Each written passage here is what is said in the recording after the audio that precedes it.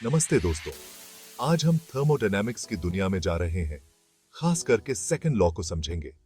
घबराओ मत, मैं वादा करता हूं कि इसे हमेशा की तरह मजेदार और आसान ही रखूंगा। हम इस इंपॉर्टेंट लॉ के सीक्रेट्स जानेंगे और देखेंगे कि ये मैकेनिकल इंजीनियरिंग और हमारी रोज की जिंदगी में कैसे काम करता है। सेकंड लॉ के पावर को देखकर दंग होने के लिए तैयार हो जाइए। अब आप सोच रहे होंगे कि हमें किसी फैंसी साइंटिफिक लॉ की परवाह क्यों करनी चाहिए। देखिए दोस्तों, ये लॉ उन बहुत सी अमेजिंग चीजों की रीढ़ की हड्डी जैसा है जो हम रोज इस्तेमाल करते हैं। हमारी कार से लेकर हमारे खाने को फ्रेश रखने वाले रेफ्रिजरेटर्स तक, हर जगह सेकंड लॉ ऑफ थर्मोडायनामिक्स चुपके से काम कर रहा है। ये एक साइलेंट हीरो है जो हमारी जिंदगी आसान और कंफर्टेबल बनाता है। तो चलिए तैयार हो जाइए और सेकंड लॉ ऑफ थर्मोडायनामिक्स के कमाल देखने के लिए इस एक्साइटिंग सफर पर निकलते हैं। चलिए अब ये समझने की कोशिश करते हैं कि ये सेकंड लॉ असल में कहता क्या है। आसान भाषा में कहें तो ये एंट्रोपी नाम के कॉन्सेप्ट के बारे में बताता है। सोचिए, आपके पास एक साफ सुथरा कमरा है, सब कुछ अपनी जगह पर है। अब उसी कमरे को एक हफ्ते तक बिना सफाई के इमेजिन करो। कपड़े इधर उधर, सामान बिखरा हुआ, पूरा केओस। ये जो इंक्रीज इन डिसऑर्डर है दोस्तों, यही एंट्रोपी है। सेकंड लॉ कहता है कि जब भी एनर्जी एक फॉर्म से दूसरी फॉर्म में कन्वर्ट होती है तो सिस्टम का टोटल एंट्रोपी हमेशा बढ़ता है।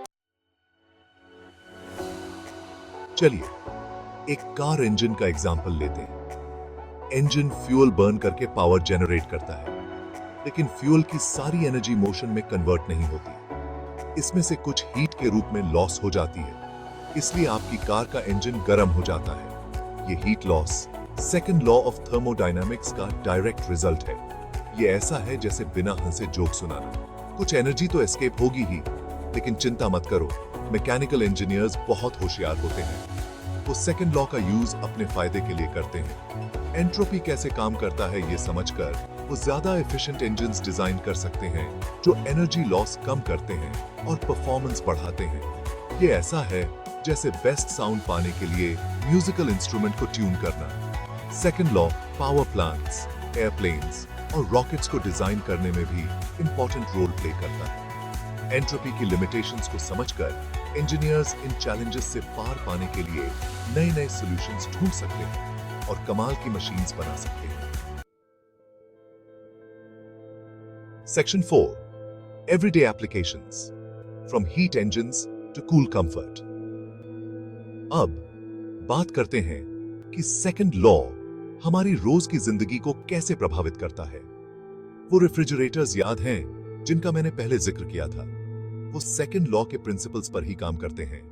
रेफ्रिजरेटर एक रेफ्रिजरेंट का यूज करके अंदर से गर्मी बाहर ट्रांसफर करता है, जिससे आपका खाना ठंडा रहता है। ये एक मैजिक बॉक्स जैसा है जो चीजों को ठंडा रखता है, लेकिन मैजिक के भी अपने रूल्स होते हैं। इसी तरह एयर कंडीशनर्स भी हमारे घरों और ऑफिसेस को ठंडा करने के लिए सेम प्रिंसिपल का यूज करते हैं। ये इन्वेंशंस पॉसिबल हैं क्योंकि इंजीनियर्स ने सेकंड लॉ ऑफ थर्मोडायनामिक्स के पावर को बड़ी चालाकी से हमारे फायदे के लिए यूज किया है। ये ऐसा है जैसे आपके पास एक पर्सनल असिस्टेंट हो जो आपको सबसे गर्म दिन में भी ठंडा और कंफर्टेबल रखे। ये बस कुछ एग्जांपल्स हैं कि कैसे सेकंड लॉ ऑफ थर्मोडायनामिक्स हमारी रोज की जिंदगी का हिस्सा बन गया है। हमारी कार से लेकर हमारे अप्लायंसेस तक ये फंडामेंटल लॉ चुपके से काम कर रहा है और हमारी जिंदगी आसान और एंजॉयबल बना रहा है। Section 5, the second law, a guiding principal for efficiency.